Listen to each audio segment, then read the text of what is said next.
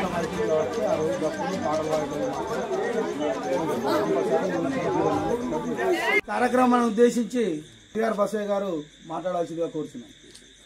పట్ల గ్రామంలో ఉన్నటువంటి మాదిగ జాతి సోదరులందరికీ మరి అదే కూడా మండల ప్రాతినిధ్యం వహిస్తున్నట్టు ఎంఆర్పిఎస్కి ఇక్కడ ఉన్నటువంటి అన్నలకు తమ్ముళ్లకు అందరికీ కూడా పేరు పేరున మాదిగ జాతి వందనాలు తెలియజేస్తూ ఉన్నాను. ముఖ్యంగా ఏంటంటే గతంలో మీ అందరికీ తెలుసు, మనము మాదిగా అని చెప్పుకుంటారు బాగా చాలా రోజులు చాలా మంది మన పెద్దలు మన తాతలు మన అయ్యలు కూడా సిగ్గుపడ్డారు. మరి ఈరోజు మందకృష్ణ అనేది 30 సంవత్సరాల నుంచి ఈ ఎంఆర్పిఎస్ అని పెట్టి దాని వెనుక ఆయన పేరు కృష్ణ ఉంటే లాస్ట్ మాత్రం మాదిగా అని పెట్టుకున్నాడు. అక్కడి నుంచి ఇలా ఈరోజు మనం అందరం కూడా గర్వంగా ఎక్కడ పోయినా కూడా ఏం రా అంటే మేము మాదిగోళ్ళం అని చెప్పుకోగలుగుతున్నాం. కాబట్టి ఆ ధైర్యాన్ని స్ఫూర్తితోటి మనకు నింపినటువంటి మందకృష్ణ మాదిగ గారిని మనము ఎంత గోడినా కూడా తక్కువ అని కూడా నేను ఈ సందర్భంగా తెలియజేస్తా ఉన్నాను. మనలో ఎంత అప్పుడు చదువు లేదు, ఆ వృత్తిలో పోయిండ్రు.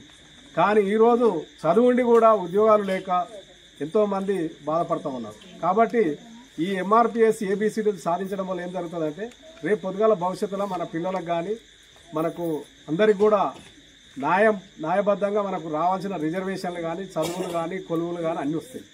దాని కొరకు రేపు 7వ తారీఖు నాడు ఫిబ్రవరి 7వ తారీఖు నాడు హైదరాబాద్లో 1,00,000 దప్పులు 1000 గొంతులు అనే నినాదంతో ఇక్కడ ఉన్నటువంటి అందరూ కూడా ఎవరికి ఎన్ని పనులున్నా కూడా ఒకవేళ మరీ అంత ఎమర్జెన్సీగా రాలేని పరిస్థితి వాళ్ళు రాకుంటే ఏం కాదు, కానీ ఇంటికాడ ఉండి రాలేని వాళ్ళు మాత్రం నిజంగా మన జాతి కొరకు ఒక్కసారి 7వ తారీఖు నాడు మీరు అందరూ హైదరాబాద్కు వచ్చి కృష్ణాలో పెట్టినటువంటి మందకృష్ణ మాదిగ గారు పెట్టినటువంటి ఏదైతే 1,00,000 దప్పులు 1000 గొంతులని పెట్టిండో దాని అందరం మనం జయప్రదం చేయాలని చెప్పేసి మీ అందరికీ నేను కోరుకుంటా ఉన్నాను.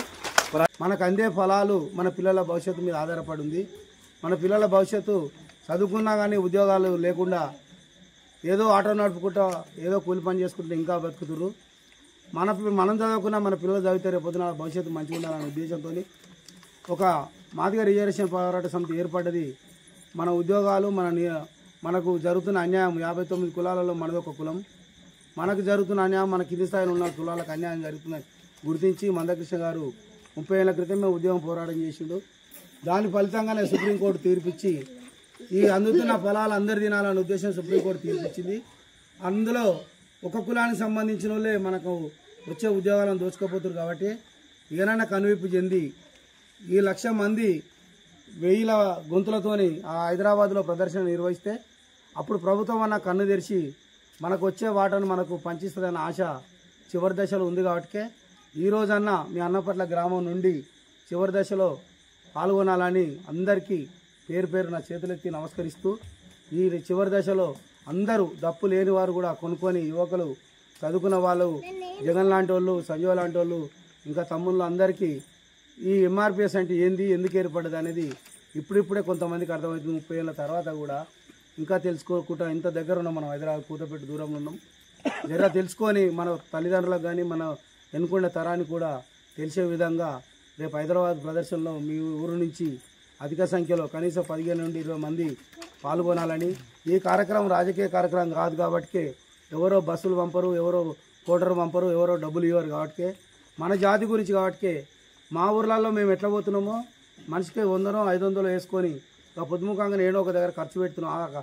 ఆ ఖర్చును ఒక్కరోజు తగ్గించుకొని అసలు సమాజం అంతా ఎటుపోతుంది, మన అన్నం పట్ల ఎటుపోతుంది అని గ్రహించి మనము ఈ మండల స్థాయిలో భాగస్వాములుగా ఉంటారని ఆశిస్తూ ఇక్కడున్న మహిళలకు కానీ తమ్ముళ్ళకు కానీ అన్నలకు కానీ పెద్దలందరికీ చేతులెచ్చి నమస్కరిస్తూ రేపు 7వ తారీఖు నాడు జరిగే కార్యక్రమంలో కంపల్సరిగా మీ అన్నపట్ల గ్రామం ప్రాతినిధ్యం ఉండాలని కోరుతూ ఈ అవకాశం ఇచ్చినటువంటి మండల శాఖకు అన్నపట్ల గ్రామ ప్రజలందరికీ ధన్యవాదాలు తెలుపుతూ ముగిస్తున్నాను.